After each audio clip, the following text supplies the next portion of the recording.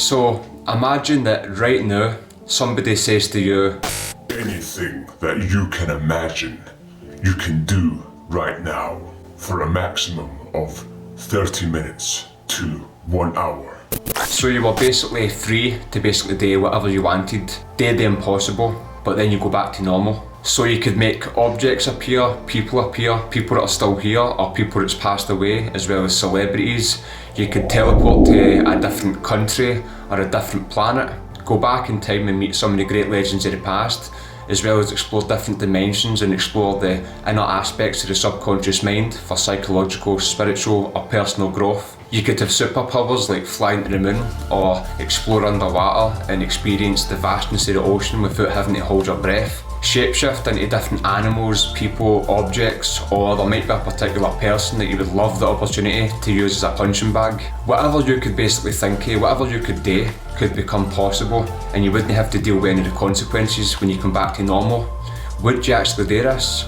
Well, that's basically what having a lucid dream is like. It's like being in your favourite Grand Theft Auto game with all the cheats activated, or your favourite game world or landscape. So what is lucid dreaming? So lucid dreaming is when you're aware that you're dreaming as the dream is happening. So you know that you're dreaming as you're dreaming. So you're basically in the dream knowing that you're in bed sleeping.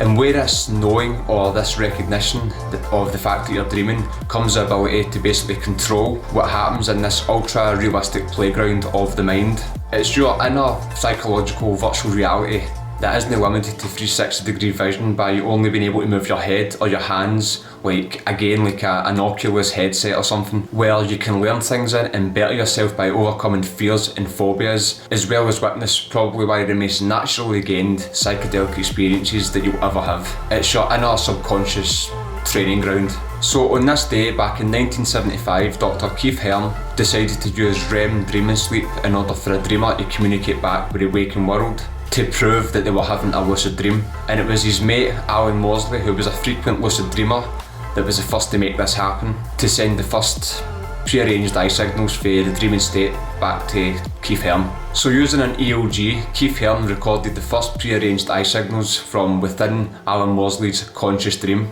This took place in 1975 at around about 8 o'clock in the morning on April the 12th, 46 years ago the day. Unfortunately though, this research basically fell under the radar, but then in 1983, Dr. Stephen LaBerge replicated this study using the same ocular signalling experiment at Stanford University.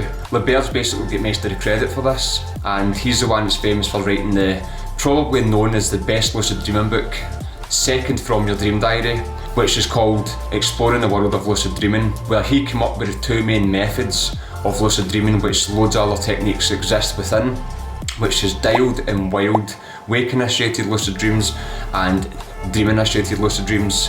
One of them is when you're awake and transition from wakefulness into the dream. The other one is when you're in an already existing dream and realise that you're dreaming. But anyway, you can imagine before lucid dreaming was proven, the kind of looks people must have got when they told other people that I can become conscious within my dream and therefore can control what happens. It would have been considered some weird mental witchcraft kind of thing, or that the person was just lying through their teeth. I still get that look at times. I have some people like it's kind of 50-50 or whatever, like some people know where it is, some people don't, and then there's people that know or have heard about it, but they still don't actually know where it is. So Daniel Love, the creator of the Lucid Guide website and he runs the YouTube channel Lucid Dream Portal, decided that to name today, the 12th of April, International Lucid Dreaming Day, in respect to Dr. Keith Hearne and the lucid dreaming community. I'll leave links to his channel in the description box at the bottom. You should definitely go and check him out anyway. It's his goal to bring lucid dreaming to a wider audience through a celebration. People can get together today to basically share their lucid dreaming experiences, share their lucid dreaming stories. You can update your profile photo with the wee International Lucid Dreaming logo.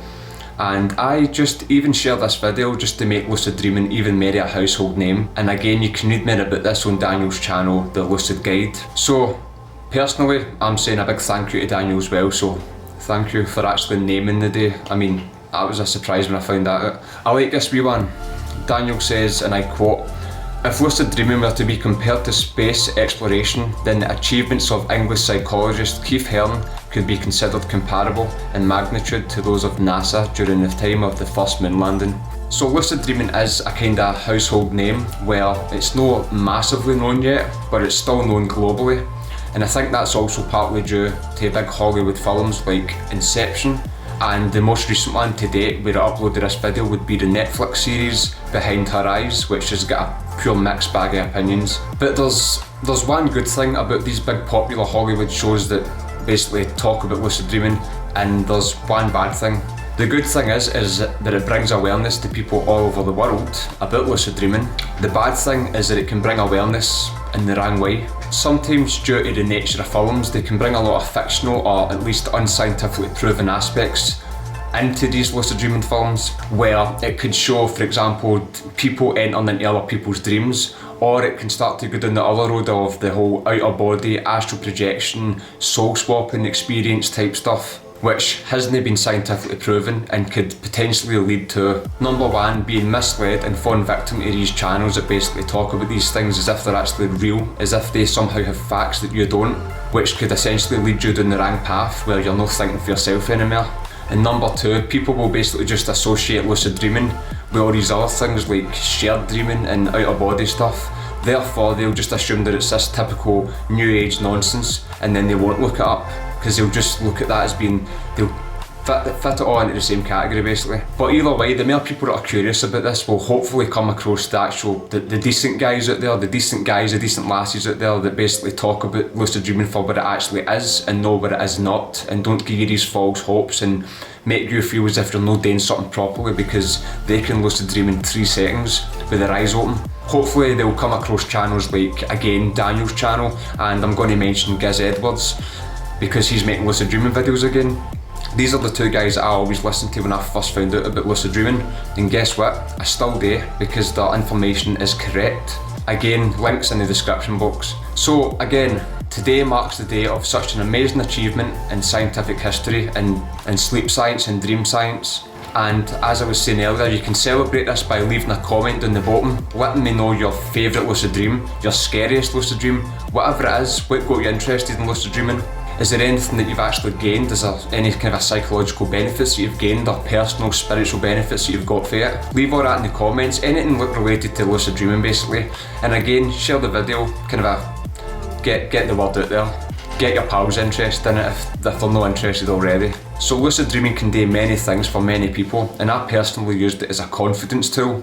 So I thought I would end the video by giving you one of my lucid dreaming stories. So basically, I would put myself into a position, once I realised that I was dreaming, I was having a lucid dream, I would usually put myself into a position where I'm in a crowded place and start performing some kind of public speaking.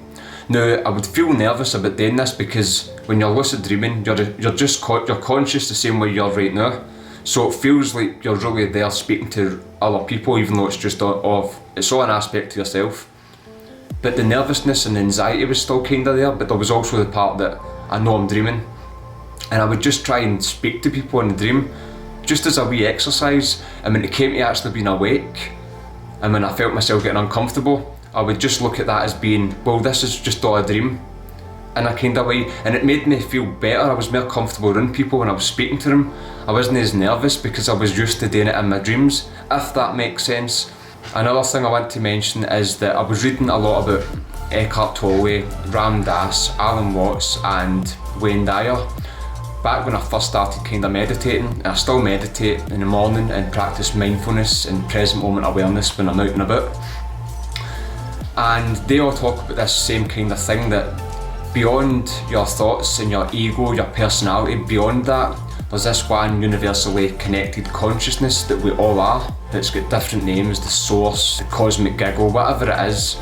So I was always all for that idea. I still believe in it, or I still live my life by that idea. I can't say it's fact, I can't say that beyond our thoughts we are all this connected thing, but I like to think we are. So anyway, one of the things that helped me keep myself in this mindset was when I first had my first initial dialed lucid dream, which is a dream initiated lucid dream where you're in an already existing dream, unconscious, and you could be, say, talking to flies one minute, like, how you doing?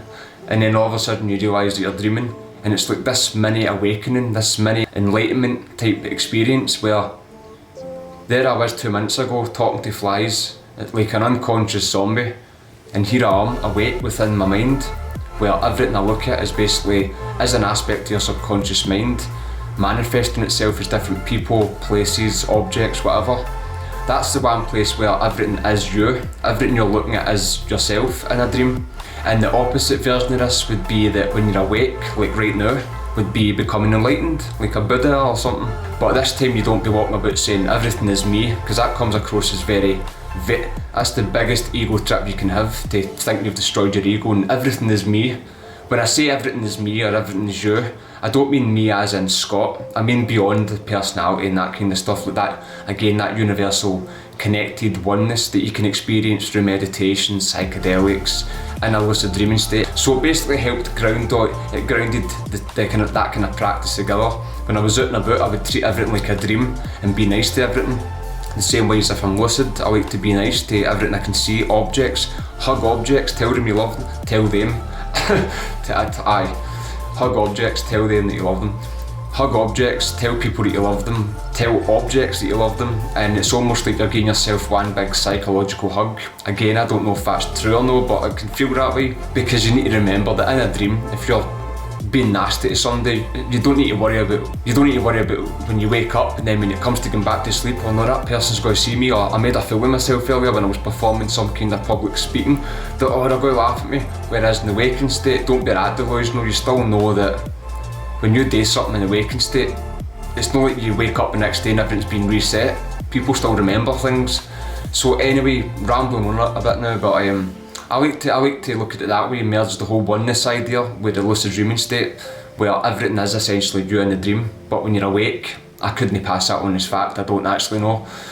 But I hope you enjoyed listening to me talk away about this, and that was just my wee kind of story. So anyway, thanks very much for watching. This was just a wee short video. It's probably not going to be a short video, but just a video to show my appreciation and a wee celebration for International Lucid Dreaming Day. And to show respect and again appreciation to Dr. Keith Hearne, of course, and obviously Daniel Love for naming it, as well as everybody involved, like Alan Morsleys being the actual lucid dreamer. There's everybody that's done their bit that has basically made this the household name that it deserves to be, as well as Northwestern University that conducted the first two-way dream communication experiment recently. Amazing. If you want to see more lucid dreaming videos, I've got videos already, but just hit that subscribe button, like the video, share the video as well. Again, don't forget to comment on the bottom anything in relevance to lucid dreaming, your best lucid dream, your scariest lucid dream. If you're still struggling, with it, can I help in any way? And again, thanks very much for watching, blah blah blah. Take care man, enjoy. Well, wait a minute, it's no usually that is. Have a good one, take care.